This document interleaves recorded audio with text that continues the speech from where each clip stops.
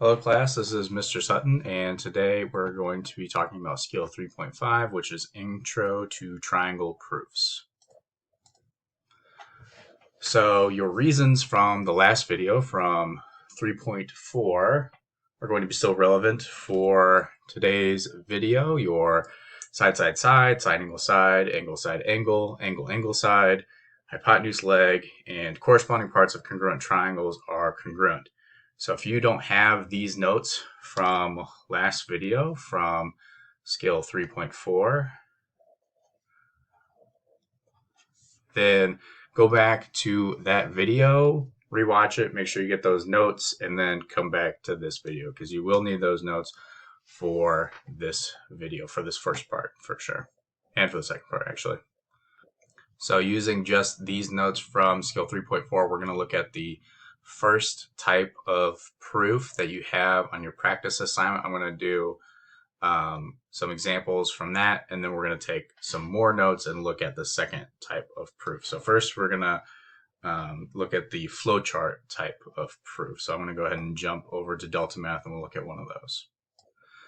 All right, so let's look here at this first flowchart example proof. Determine if the two triangles are necessarily congruent. If so, fill in a flowchart proof to prove that they are. So our choices to prove triangles are congruent from your notes are side, side, side, side, angle, angle, side, angle, angle, side, or HL. Those are the choices to prove triangles are congruent. Here we have two angles marked congruent. Angle C is congruent to angle O, and angle D is congruent to angle N. And then we have one side marked congruent. BD is congruent to PN.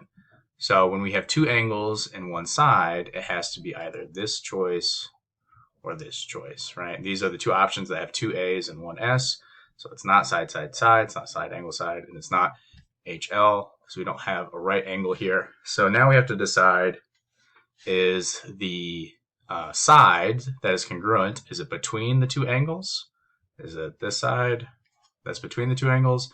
No, it is not. It is the exterior side. It's this side that is congruent. So in that case, the S is not going to be between the two A's. It has to be angle, side, right? Because the side is outside of the two angles, so the S is going to be outside of the two A's. So this is going to be our reasoning to prove the triangles are congruent. So I'm going to show you how to do that using the flowchart proof. So we decided that they are congruent because it's angle, side, angle, side. So then this comes up after you make your decision, and we have to give three reasons to prove that they're congruent, and those three reasons are going to be the two angles that are congruent and the one side that is congruent. So that's the three statements that we need. Those are the three statements that are the prerequisite to prove that the triangles are congruent. Unlike the assignment we did before, where we can just say, yes, they're congruent because of angle, side, here we have to say, yes, they're congruent, and we have to list each angle that is congruent and each side that is congruent in order for the proof to check out. So that is what makes it a proof, is we have to go through all of the steps. So we have to make each of our statements here. So I'm going to start, and the reason it's a flowchart proof, we have all of these statements here, and they're all horizontal to each other. So that means we can make these statements in any order we want. So I'm just going to start with angle C is congruent to angle O. Those correspond to each other. They have the same markings. And then I'm going to do my other angle statement. Angle D is congruent to angle N. And for these angles, we can use just one letter because there is only one angle at each of these points. Remember, if there's only one angle at a point, you can use one letter. But if there's more than one angle, you have to use three letters to name your angle. And then to name the two sides that are congruent, this side is from B to D, so B, D. And then this side is from P to N, so P, N. Those are the three statements we need to prove that the triangles are congruent. And our reasoning, like we said before, is angle, side. So we're going to submit our answer. Get the green check. And here gives us a table of the possibilities and why it is angle, angle, side, and not any of the other ones.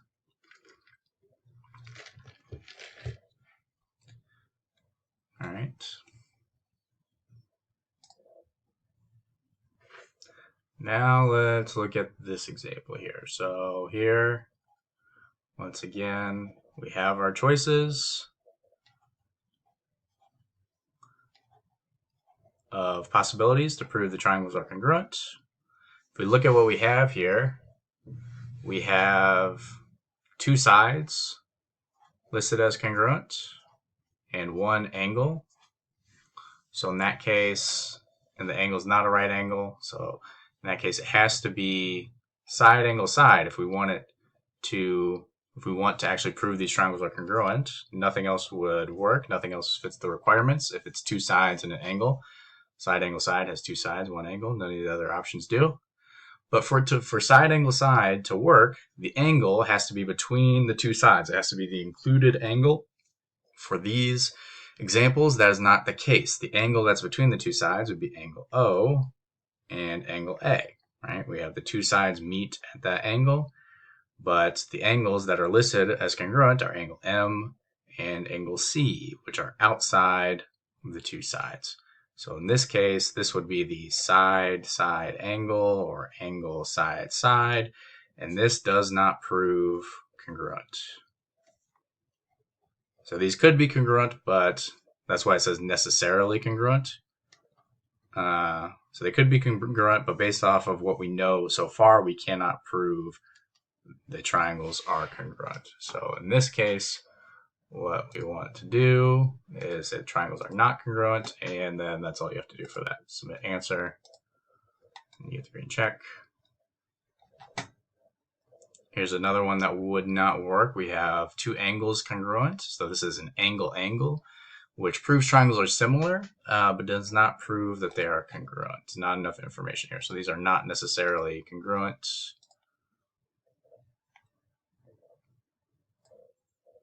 All right, let's look at another one that would work. Here we have a right triangle. So when you see a right triangle, you should be thinking hypotenuse, leg.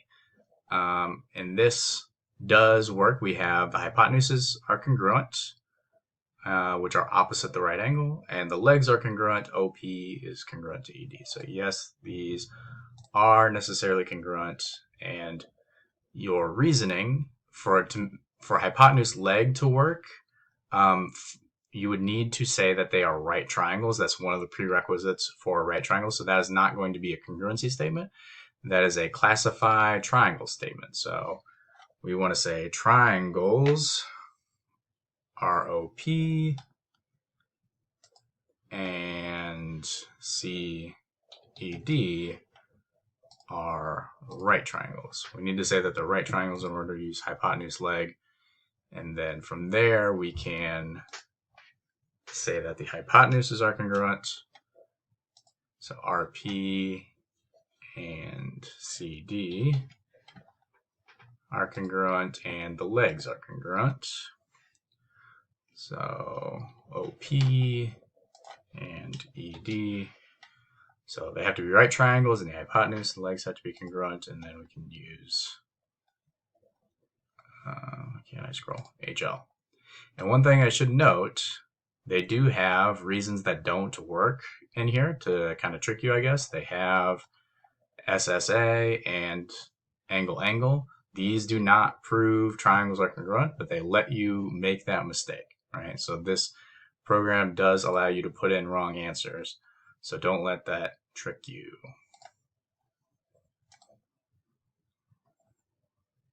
All right, see, SSA and AA are not options here for proving triangles are congruent, but HL is, which is what we want to use here.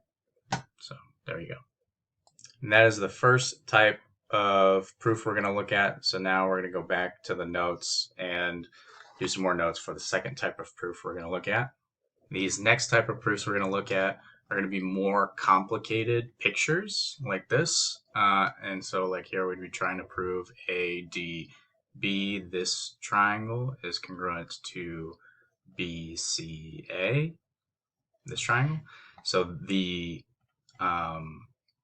like angles and sides within the triangle are not given to us right away. We have to figure those out ourselves given these other statements, right? So these are going to be more complicated. We're starting off just given the reasons only. So the statements will fill out on their own, and we'll have to select the reasons.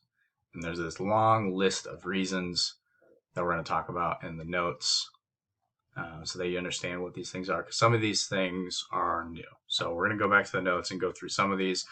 A lot of these we've talked about before, but some of them are new. So let's go back to our notes, look at those. So the first new reason that we're going to be using in proofs is called the reflexive property. And there's two types of reflexive property. Reflexive property of equality, which is using an equal sign, which is the meaning is a number is always equal to itself. So using a variable like variable a always equals a, or using real number 15 we know equals 15, and it's just as simple as that. And then there's also reflexive property of congruence. Any line, segment, angle, or shape is always congruent to itself. So we can say like angle A is congruent to angle A, right?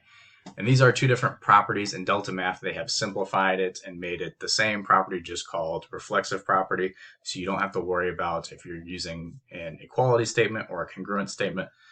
But just know that there is a difference between equality. We use equality when we're talking about number values. We use congruent when we're talking about geometric figures, line segments, angles, shapes, right?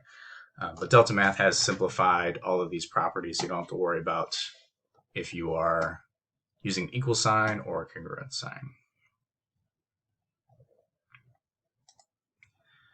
Next, we have transitive property is new, and transitive property of equality says if A equals B then and B equals C, then A equals C. So basically we're saying if we know B equals C, then in this statement here we can replace this B with the C and create this new statement A equals C. And then transitive property of congruence, you can do the same thing with congruent statements. If angle A is congruent to angle B, and angle B is congruent to angle C, then angle A is congruent to angle C. So once again, we can do the same thing with congruent statements rather than equal signs, which helps us with our geometric figures. So make sure you have these new reasons in your notes. And the last new reason here, which isn't really new, you talk about substitution a lot in algebra. So you've probably seen this before, but it is something that we can use in our proofs, and that is new to us probably. Once again, we have it separated into equality and congruence. Substitution property of equality: if two quantities are equal, then one can replace the other in any equation or expression. Or you can do this in congruent statements. If two geometric objects are congruent, then one can replace the other in any congruent statement. So, and once again, Delta Math has simplified it, so you don't have to worry about if you're using congruence or equality. It's just called substitution in Delta Math. So pause the video, make sure you get these reasons written down, and we're going to look at one of those reasons only proofs next. So there are a lot of other reasons here. Some of them we haven't necessarily talked about explicitly, but it says exactly what the meaning is in them. These three at the top are the only ones that you possibly wouldn't know just by looking at the name. So ones I want to point out: all right angles are congruent. That's one sometimes students get stuck on. If you're trying to say right angles are congruent, you're not sure what property to use. It's just all right angles are congruent. If two angles are complementary of the same angle, or if they're supplementary of the same angle, then they are congruent. Let's see, we have some ones for quadrilaterals that are just there to throw you off because we haven't gotten into quadrilateral proofs there. Opposite angles of parallelogram, rhombus, rectangle. In a rectangle, all angles are congruent. Those won't come up in triangle proofs. We have your transversal angle pairs. All of those are in here, and those will come up for some of these, most likely. So make sure you're looking at these, reading through them, asking about them in class if you have a question. But let's look through here. So angle F is congruent to angle F. That's one of the new reasons we just talked about. It's the same thing on both sides. So that is the reflexive property. Think reflexive, think reflection. Same thing on both sides, just like you're looking in the mirror. It's the same thing on both sides of the mirror. It's a reflection, reflexive property. Now we're saying two triangles are congruent here. So it's got to be one of these, right? For side, side, side, side angle, side. So we have to look at these two triangles and see what's being used. So we have ACF. So we have angle, side angle here, and BDF, angle, side angle. And the side is between the two angles, so this has to be angle, side angle. AF then is congruent to BF. So let's see. Here, this would have to be CPCTC, because we just proved these triangles are congruent, and now we're saying these two sides of the triangles are congruent. Usually, if you have two triangles congruent in the middle of a proof, the steps following that will be CPCTC, because we're using now that the triangles are congruent to prove other things are congruent. So we're going to say CPCTC here. Then we have angle DAB and CBA. So what we did here was we proved, since we have these two angles, or these two sides in step 4 congruent, that means this is going to be an isosceles triangle, and the base angles are congruent. And what they call this step, they don't say specifically opposite, or they don't say isosceles triangle, they just say in a triangle opposite of congruent angles, opposite of congruent sides are congruent. So they leave it open for equilateral triangles or isosceles triangles. AB is congruent to AB whenever something's congruent to itself, always reflexive property. AD is congruent to BC. So here, what they're doing is they're using the fact that, what's nice about these proofs is that it highlights whatever you're hovering over. So they're using the fact that this whole side is congruent to this whole side. We know that, and we also know that this segment is congruent to this segment from up here. So they're using kind of a segment addition here. They're using the fact that if we take the whole side and subtract this part, we should have two remaining congruent parts. So let's look for what that would be. It's not a segment bisector because it's not dividing the segment exactly in half, or a midpoint. It's not that. There we go. So congruent segments subtracted from congruent segments form congruent segments. And then now that we know that, we can prove these triangles are congruent. Let's see. We have ADB and BCA. I'm seeing two sides. Do we already know that the third side is congruent? Is this side, side, side? It is not side, side, side. It is this angle here. So this angle, we know they're congruent. It's just not marked in the picture. So DAB and CBA. So it's got to be side, angle, side, because it's got to be the interior angle between these two sides. So now the thing about these triangle proofs reasons only is it lets you put in wrong answers. So when you submit your answer, you'll see if you got them all right or not. So we got them all right this time. So let's try a new one, and I'll just show you what happens if you put in wrong answers. So I'll just put in a bunch of random ones and see what happens. So it shows us that 2, 3, and 4 are wrong. Step 5 is correct. Step 1 is correct, which step 1 was given to us.